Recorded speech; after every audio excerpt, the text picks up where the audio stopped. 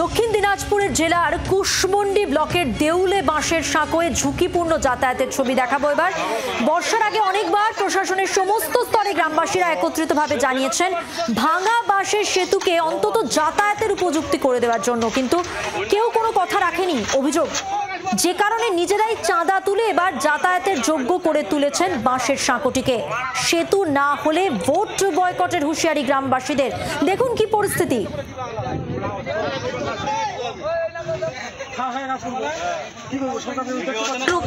17 সালের বন্যা থেকে আমরা 8 বছর থেকে কষ্ট করতেছি।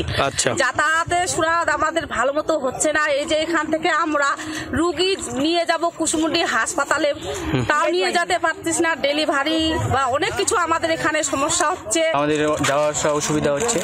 আচ্ছা, এই বৃষ্টি হলে নদী দিয়ে জল লাগছে, তো আমরা রাস্তা আমাদের তো দেখতে পাচ্ছি। সুকান্ত মজুমদার আমাদেরকে বলছে এখানে সতীপতি দিয়ে গেছে, তা আমাদেরকে এখানে ব্রিটিশ করবে। ও কেন উডুপাইন গ্রামে ব্রিটিশ করছে না? তার আমরা এখন মনে করছি যে ওদেরকে এখন আমরা বয়কট করবো। এত অসুবিধা 17 সাল থেকে আমাদের বন্যা, এত আমরা কষ্ট ভোগ করতেছি, আমাদের কিচ্ছু করতেছে না।